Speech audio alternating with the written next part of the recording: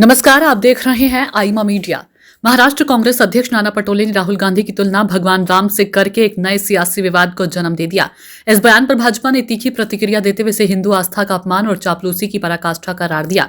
संजय निरुपम ने तो यहां तक कह दिया कि जिस पार्टी ने कभी भगवान राम के अस्तित्व को स्वीकार नहीं किया वो क्या समझेगी। राजनीति में बयानों के तीर अक्सर विवादों का बवंडर खड़ा कर देते हैं, लेकिन महाराष्ट्र कांग्रेस के अध्यक्ष नाना पटोले का हालिया बयान एक बड़े सियासी धर्मयुद्ध में तब्दील हो गया। नाना पटोले ने लोकसभा में नेता प्रतिपक्ष राहुल गांधी की तुलना मर्यादा पुरुषोत्तम भगवान राम से कर दी है। इस तुलना ने न केवल भाजपा को आक्रामक होने का मौका दे दिया, बल्कि कांग्रेस के सहयोगी दलों और अन्य नेताओं ने भी इस पर तीखी आपत्ति जताई है। भाजपा इसे चापलूसी की पराकाष्ठा और हिंदू आस्था का अक्षम्य अपमान करार दिया है। नाना पटोले इसमें पहले राम मंदिर और राष्ट्रपति द्रौपदी मुर्मू पर भी बयान देकर विवादों में घिर चुके हैं। हालांकि भगवान राम पर बयान को लेकर उन्होंने सफाई भी दी और बताने की कोशिश की है कि उनके बयान को ठीक से नहीं समझा गया।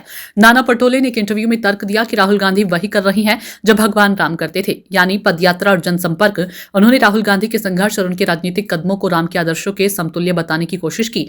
कांग्रेस नेता का शायद उद्देश्य अपने नेता की छवि एक तपस्वी के रूप में गढ़ना था, लेकिन धार्मिक भावनाओं से जुड़े इस मुद्दे ने तुरंत ही उग्र रूप ले लिया। नाना पटोले के बयान पर भारतीय जनता पार्टी ने चौतरफा हमला बोला है। भाजपा प्रवक्ताओं ने इसे कांग्रेस की पुरानी हिंदू विरोधी मानसिकता का नया अध्याय बताया।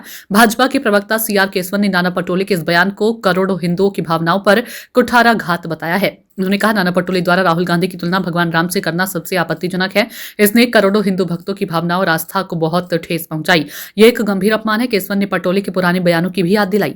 उन्होंने कहा कि वही नाना पटोले हैं जिन्होंने पहले राष्ट्रपति द्रौपदी मुर्मू के राम मंदिर जाने पर कथित तौर पर मंदिर के शुद्धिकरण की बात की थी। केसवन ने कहा, इनकी ये टिप्पणी निंदनीय है और स्वीकार्य नहीं है। उन्हें इसके लिए तुरंत देश से माफी मांगनी चाहिए।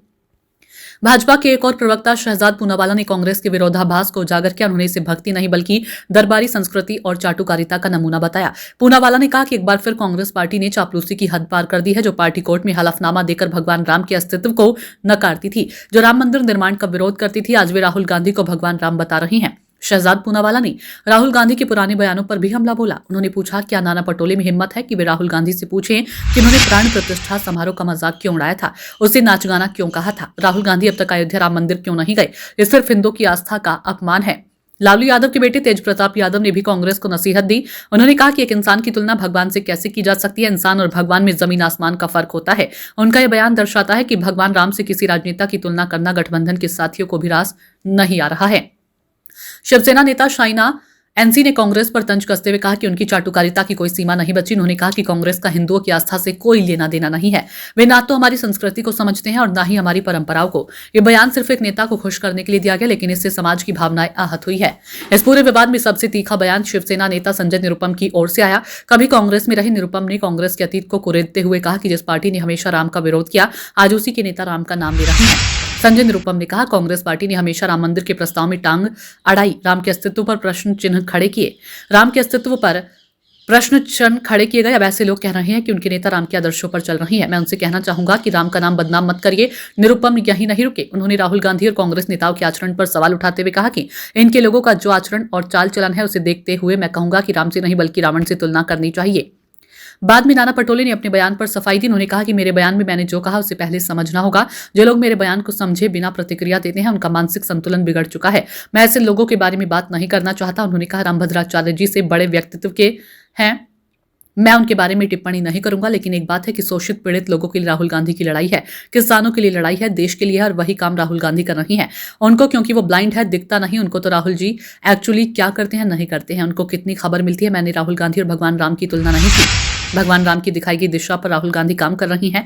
मैंने बस इतना ही कहा है। आप भी अगर राम कथा पढ़ते हैं तो भगवान श्री राम का चरित्र बताते हैं, तो क्या आप भगवान श्री राम के समकक्ष हो गए? ऐसा नहीं हो सकता। हम उन्हीं के लोग हैं, उनके ही अनुयायी हैं। भगवान श्री राम हमारे सदास्तान है। उनके विचारों के ऊपर काम करना यह हर इंसान का काम होता है, और वे राहुल गांधी कर रही हैं। अब इसकी तकलीफ अगर भाजपा को होती है तो हो।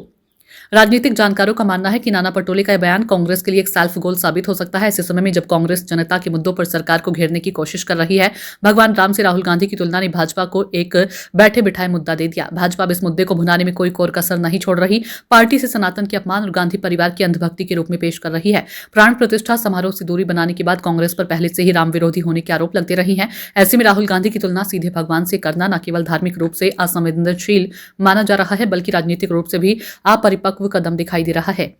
आईमा मीडिया को यदि आप यूट्यूब पर देख रहे हैं तो कृपया सब्सक्राइब करें, सोशल मीडिया या फेसबुक पर देख रहे हैं तो फॉलो करें और हाँ, कमेंट बॉक्स में हमें अपनी राय अवश्य दें।